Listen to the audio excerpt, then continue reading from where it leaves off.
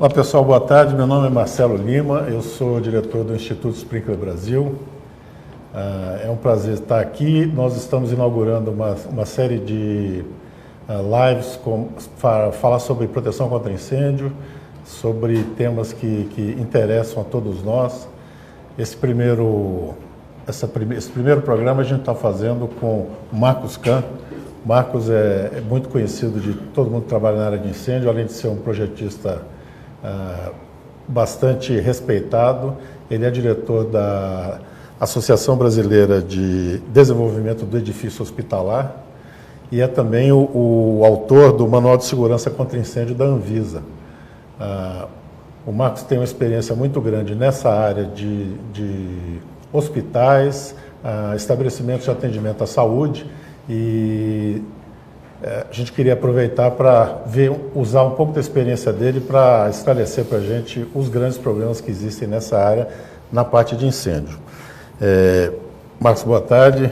Eu gostaria de começar comentando o seguinte: a parte de estatística de incêndio no Brasil, a gente sabe que é bem problemática. A gente, na verdade, não tem muita coisa. Acontece muito incêndio no hospital, no Brasil? Boa tarde, é um prazer aí estar com vocês, agradecer a oportunidade de poder falar de segurança contra incêndio em hospitais, que é uma área extremamente sensível, tá?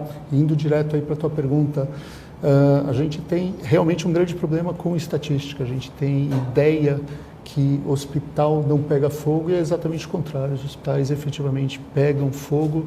A gente não tem no Brasil dados consolidados sobre isso. Em alguns estados da federação a gente tem ideia desses números, mas na grande maioria não.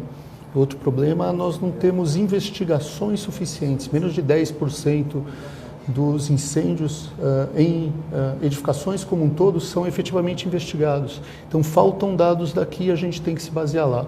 Mas para citar um exemplo, só na mídia do ano passado a gente contou mais de 32 casos de incêndio em estabelecimentos assistenciais de saúde. Portanto, pega fogo com frequência. E o grande problema disso é que a gente tem a subnotificação, ou seja, esses casos, na grande maioria das vezes, aparecem pouco na mídia, aparecem quando a gente tem efetivamente óbitos, quando a consequência do incêndio ela é muito maior, né?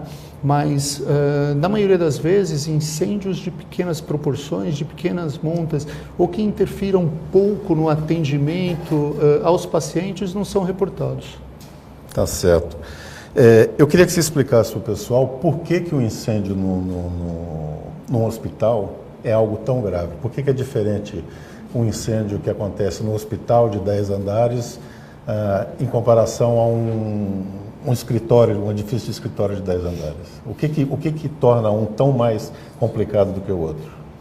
Você tem características da própria edificação que tornam o incêndio mais complicado dentro dos hospitais, mas o principal problema é fundamentalmente mobilidade de quem está no hospital.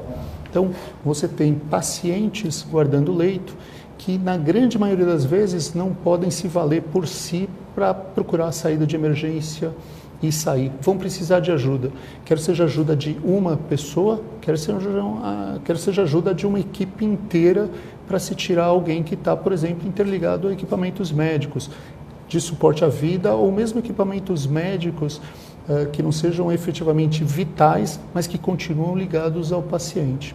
Um outro problema que também atinge o hospital, justamente as pessoas que estão na edificação têm pouco conhecimento da arquitetura da edificação, aonde estão as saídas de emergência, para onde sair, né?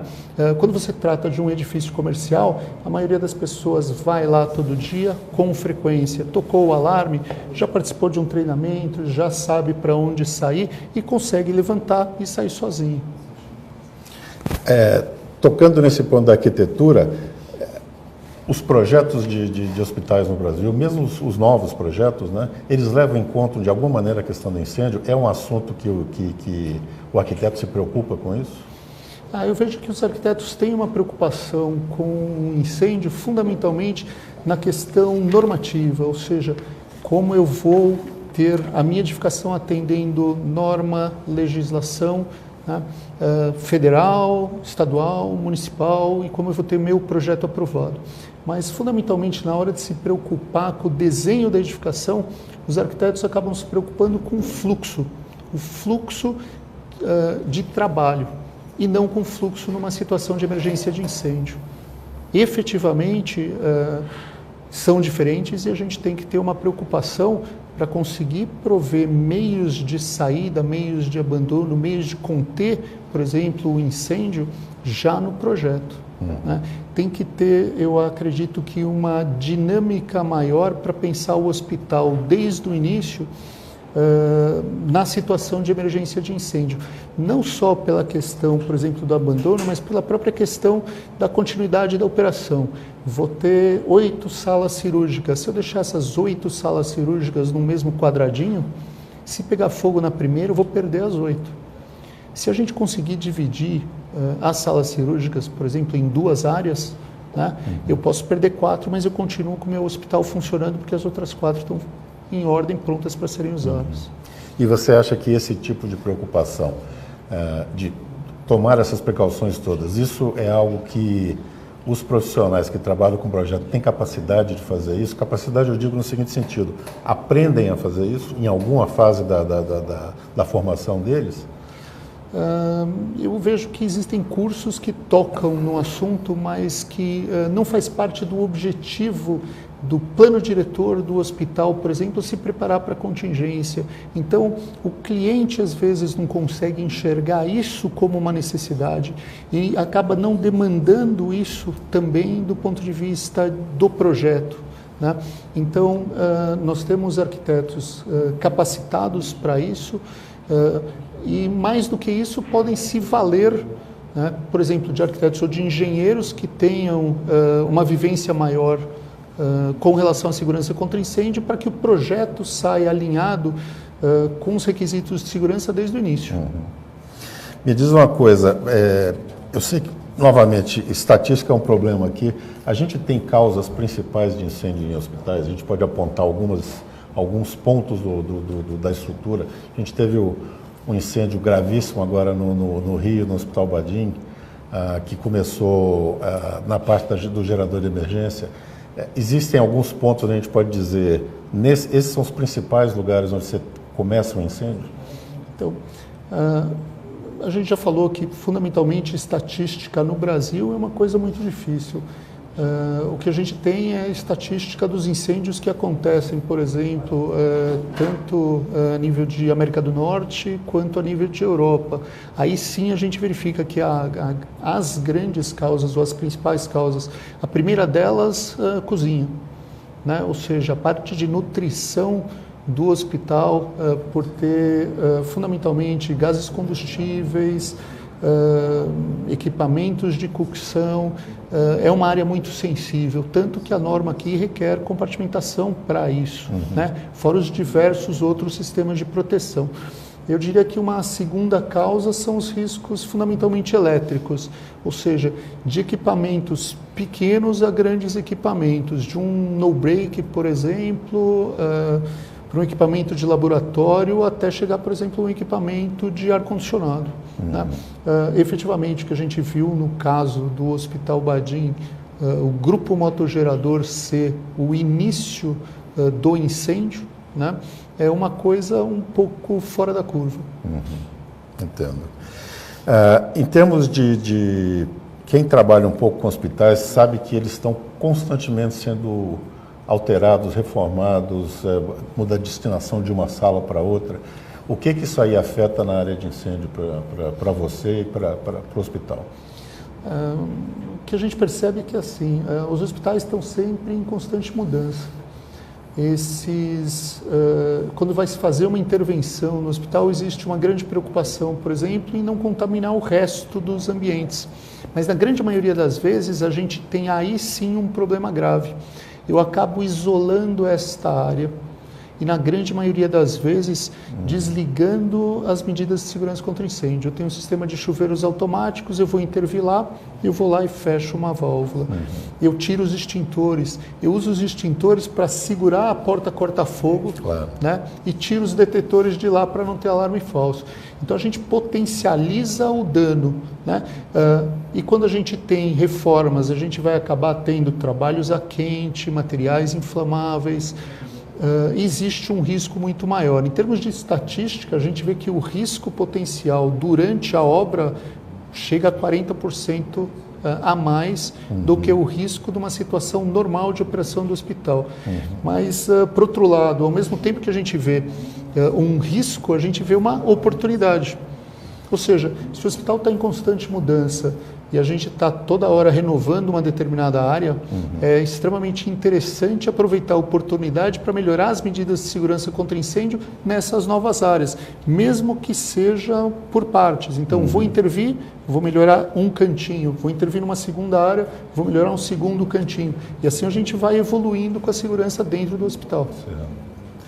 Uma reclamação constante para quem trabalha com incêndio, ao conversar com o usuário, com quem está comprando o serviço, é o preço, né? Existe uma grande...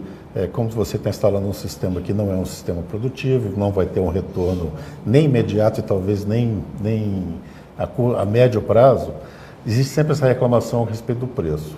O Instituto Sprinkler Brasil fez há alguns meses uma pesquisa com 250 empresas no Brasil sobre a importância, o impacto do custo dos sistemas de incêndio financeiramente nessas empresas. Esse estudo está publicado, a gente colocou no nosso site para quem tiver interesse. O que me chama a atenção é que o que nós descobrimos é que, apesar de toda a reclamação sobre preço, a maioria dos diretores financeiros, a maioria das pessoas que cuidam dessa área, não tinham noção de quanto se gastava por ano em incêndio. Sim. E a minha interpretação disso é: se você não tem noção de quanto você gasta, não é importante na sua relação de gasto por ano. Eu estou falando isso por causa do seguinte: a gente tem no Brasil uma situação interessante, que você tem hospitais de primeira linha, hospitais particulares no Brasil inteiro, que são hospitais que correspondem ao que você tem de melhor no mundo aí. E você tem o outro lado, vários hospitais públicos, que realmente não têm dinheiro para comprar gases para drapo. Como é que a gente justifica, neste caso, a proteção contra incêndio para esse segundo tipo de hospital? Depois, a legislação ou as normas técnicas, ou que a gente tem como regulamentação, pensa nesse caso, ou a gente pensa no grande hospital particular que tem dinheiro e o outro fica sem nada? São duas questões complicadas. Vou tentar focar na primeira. O que a gente percebe é que existe um desconhecimento efetivamente do custo. Essa pesquisa que vocês estão divulgando, tenho certeza que vai contribuir muito no sentido de poder se tomar decisões mais acertadas com relação aos investimentos em segurança contra incêndio. Tem que se levar em consideração que o custo da construção, de se dotar o hospital como uma das edificações, com os recursos necessários para operação, é um investimento inicial, mas esse investimento vai ser utilizado durante 25, Exato. 30, 40, 50 anos. Ou seja, o custo disso, diluído ao longo do tempo, é efetivamente muito pequeno, perto do custo efetivo da operação do hospital. Né? O custo de manutenção, que não só a instalação, normalmente é muito baixo, né? Ou seja, você vai gastar muito mais dinheiro no resto das manutenções que não na manutenção do sistema de segurança contra incêndio. Né? Fazer essa gestão é extremamente interessante, né? E, na verdade, fundamental, tanto para ter o equipamento e as medidas funcionando, mas para poder desmistificar essa cultura. Quando a gente fala, por exemplo, de um hospital particular, existe a ideia, a necessidade de se ter acreditação, existe a necessidade de se ter segurança contra incêndio, na grande maioria das vezes, e não simplesmente cumprir tabela e ter um papel que é uma fotografia do momento, mas que te dá a conformidade legal, né? É claro que numa instituição particular, se eu tiver um incêndio num edifício particular, né, eu posso, meu plano de saúde, ou se eu vou pagar de um jeito ou de outro, escolher qualquer outro. O grande problema está efetivamente nas instituições ou nos recursos, no mobiliário público. Eu tenho um incêndio num hospital público e eu tenho que me deslocar 150 quilômetros para ter um atendimento mínimo, né? Isso é muito custoso para a população e para o próprio serviço público de saúde. Então, acima, digamos, da necessidade só de segurança, eu tenho que pensar nas condições de atendimento mínimo a uma população. Se hoje a gente tem filas em hospitais públicos, se a gente tem pacientes efetivamente em corredores, é sinal que todos eles são muito preciosos. O hospital público precisa ter um investimento, né, muito maior na segurança contra incêndio do que o hospital privado. Ele é muito mais importante no sentido de atender a população. É mais difícil? Sim, porque faltam os recursos mínimos para comprar medicamentos, para comprar outras coisas. Mas o gestor público tem que entender, né, que as verbas de manutenção têm que ser destinadas fundamentalmente para essa segurança. A gente precisa mudar o mindset, entender que quando a gente fala de segurança contra incêndio, a gente está falando efetivamente da segurança do paciente. Eu não quero mandar um paciente para um hospital onde ele esteja correndo um risco maior, onde ele não vai se recuperar, onde ele vai acabar falecendo por consequências outras que não da doença em si ou do tratamento de saúde. O tratamento de saúde não pode ser um fator de risco, tem que ser justamente o oposto. Perfeito. Da questão de proteção contra incêndio, uso de sprinklers em hospitais. Hoje em dia no Brasil, na legislação de São Paulo e aí por tabela praticamente do Brasil inteiro, já existe a exigência de uso de sprinklers em hospitais, dependendo da altura, dependendo da área do prédio e tudo mais. Mas já não é mais algo assim completamente, uma novidade muito grande, né? Mas, por outro lado, ainda existe uma reação muito grande dos gestores de hospitais, até dos reguladores de Anvisa, talvez, sobre o uso ou não de sprinklers. Eu já vi gente dizer que nunca entraria no hospital com sprinklers porque nunca queria ser contaminado por aquela água suja que iria sair, né? Não pensando que se aquela água suja está saindo é porque o ambiente já está pegando fogo há muito tempo. Exato. Né? Mas existe um desconhecimento muito grande. O que você comenta sobre isso, sobre o primeiro uso de sprinklers em hospitais e depois sobre essa reação que existe de vários setores?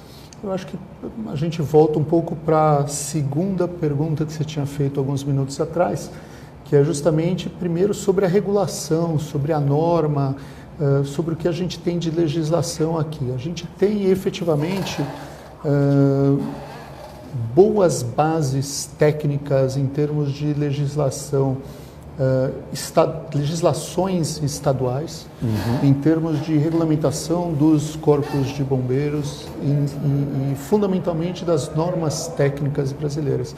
Se a gente efetivamente conseguir cumprir estas normas, a nossa segurança não estaria tão fragilizada assim. A gente tem um problema, sim, com desconhecimento com relação ao próprio funcionamento do sistema de chuveiros automáticos. Existem mitos, né? Existem fatos, e várias vezes os mitos prevalecem. É a história da fake news, a fake news que afeta uma dúzia de outros negócios, como a gente vê hoje, com tudo que está acontecendo, né? Na questão de saúde no mundo, a gente tem também as fake news com relação à história do sprinkler. Existe um achismo, né? Que o sprinkler vai contaminar o ambiente de saúde. E assim, por mais que eu tenha me dedicado a pesquisar esse assunto, até hoje eu não tenho nenhuma evidência técnica, né, que a gente tem o risco real de ter contaminação em razão, por exemplo, dos chuveiros automáticos, né, ou que a gente tenha casos documentados de disparo acidental de sistema. A gente tem choque mecânico, a gente pode ter problemas com relação a isso, mas se você tem uma instalação bem feita, se você tem cuidados mínimos, por exemplo, com higienização, ou seja, simplesmente não vou sair limpando uma sala cirúrgica, né, e batendo fisicamente num bico de sprinkler, eu posso simplesmente escolher ter o bico de sprinkler correto para ser utilizado, que é um sprinkler oculto, né, eu minimizo o meu risco. Eu consigo sim fazer isso. A gente tem ao contrário, a gente tem documentos que mostram, né, casos onde sprinklers salvaram vidas em UTIs, sprinklers salvaram vidas em incêndios cirúrgicos. Isso está documentado. O resto é fundamentalmente achismo. Por quê? Porque os processos de limpeza, por exemplo, de desinfecção de determinados ambientes poderiam não estar sendo bem realizados e você acabar tendo consequências com relação a isso.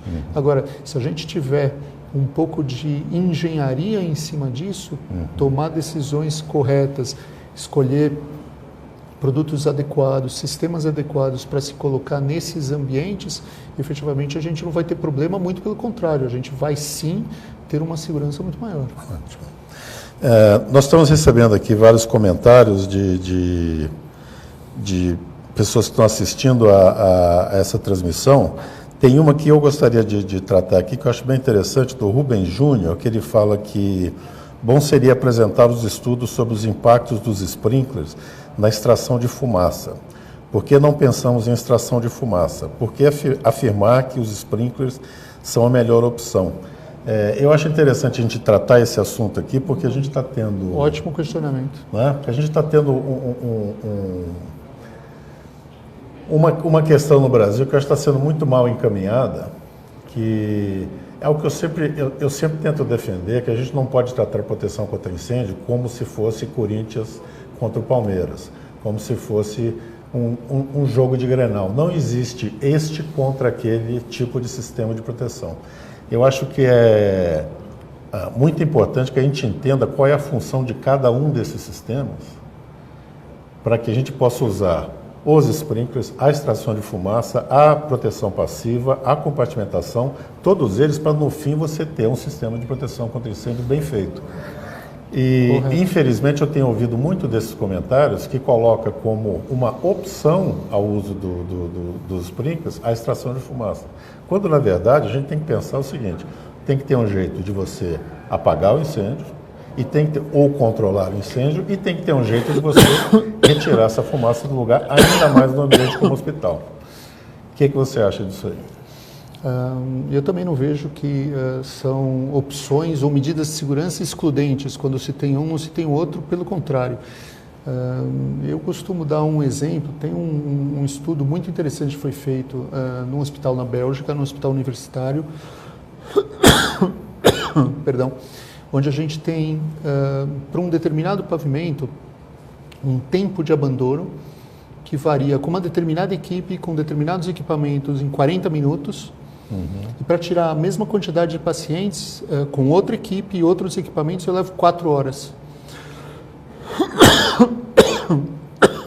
Eu preciso ter alguma maneira, né, de garantir que eu vá ter os 40 minutos ou as 4 horas. Eu não tenho como hoje pedir para o gestor dimensionar a equipe pensando simplesmente só no caso de incêndio. Isso, claro, obviamente é inviável, né, economicamente.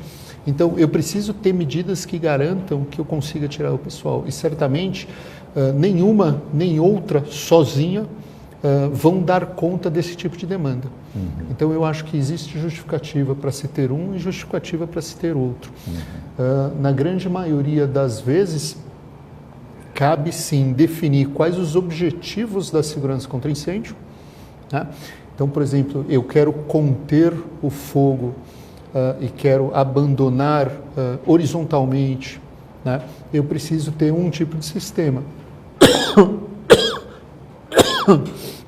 Se eu quiser ter, por exemplo, um outro tipo de operação, eu quero poder continuar a operar numa condição de incêndio, eu preciso, por exemplo, de outras medidas, de medidas complementares. Aí eu posso me valer, por exemplo, da extração de fumaça. Eu acho que eu sou um grande fã da ideia de se ter extração de fumaça em complemento ao sprinkler, e acho que as duas têm papéis importantes. O que hoje, fundamentalmente, resta de temor ainda com relação a isso é que o sprinkler ele é um sistema que está, eu diria que mais consolidado e que requer uma manutenção menor.